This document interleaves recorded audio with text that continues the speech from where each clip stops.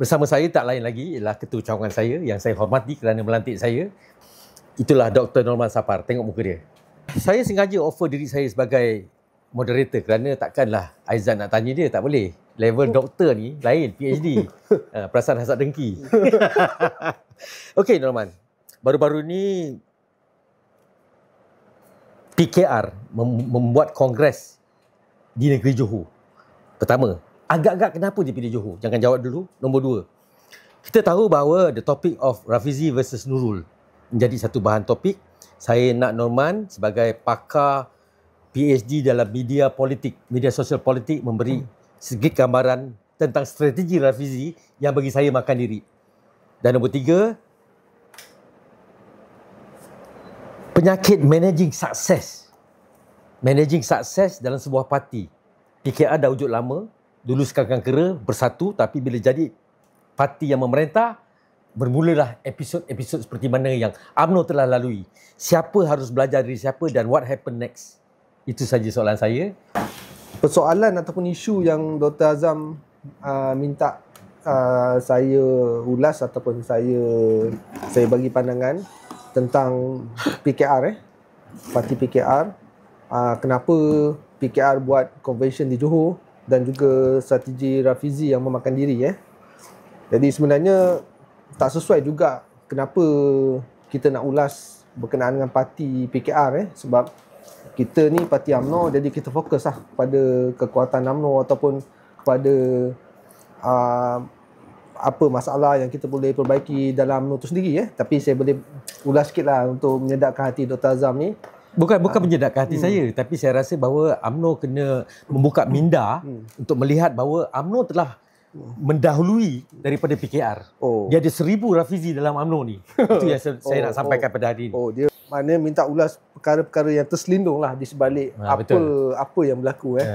Okey, saya nampak ni kenapa perkara ni dibuat di Johor. Okey. Ni saya ulas lah, betul tak betul ni. PhD memang betul semua, doktor. PhD tak ada yang salah, bukan PhD betul semua. Okay. Jadi kalau hujah tu betul, ada justifikasi, memang tak boleh memang tak boleh dipertikaikan lah.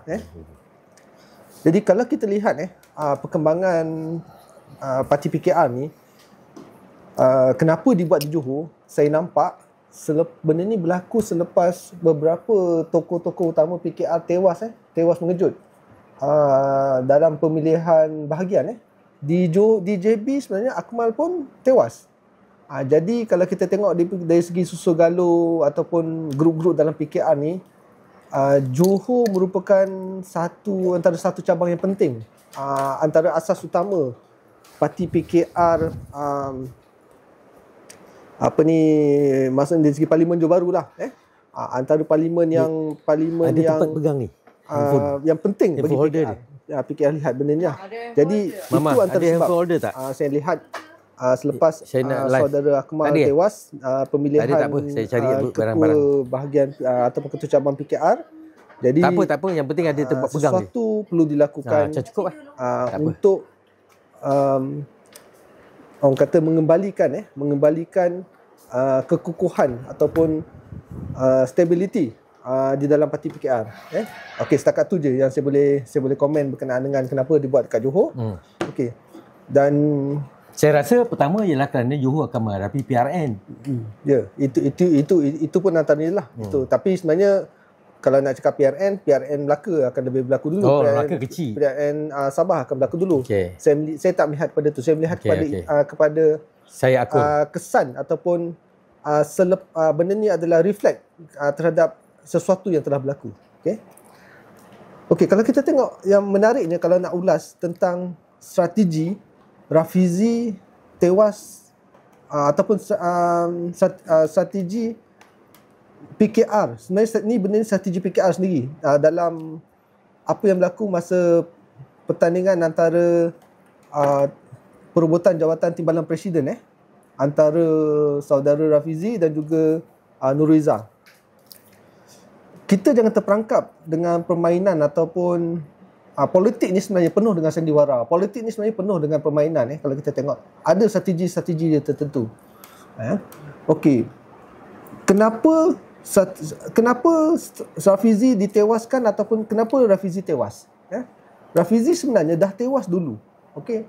Kita lihat formula-formula apa yang Rafizi lontarkan sebelum ni, boleh katakan semua tak menjadi. Tapi dia kata menjadi. Jadi ini sebenarnya memberi imej negatif kepada PKR. Jadi untuk menutup kelemahan-kelemahan ataupun apa yang strategi apa yang Rafizi dah cakap sebelum ni.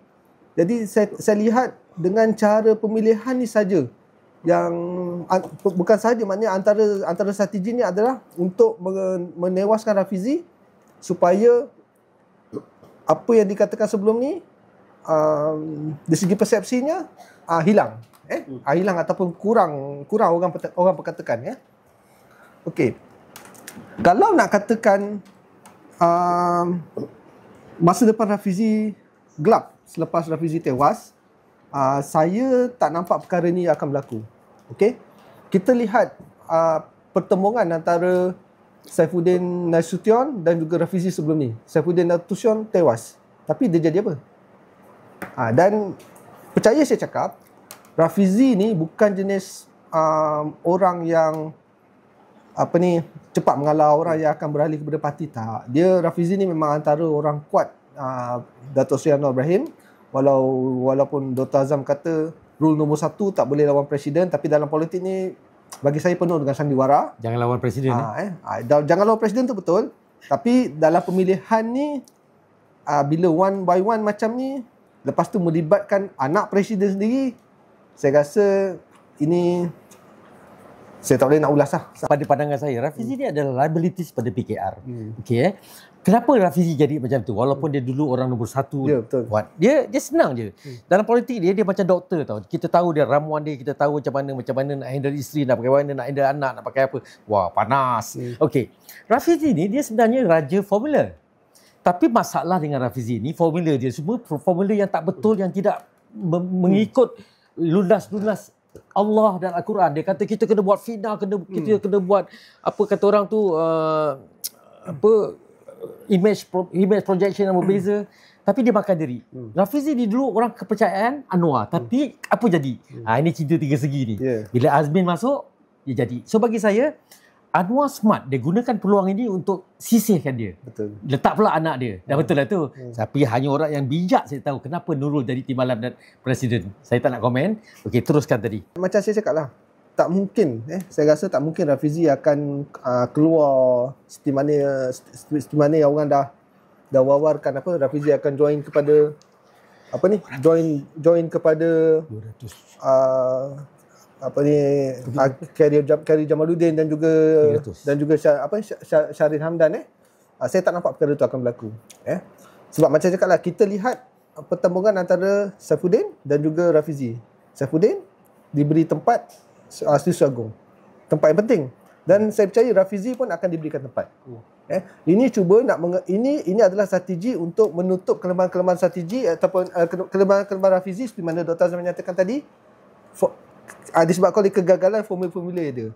Jadi dengan cara ni, dengan cara pertandingan ni, Nuriza menang, jadi Rafizi selamat sikit.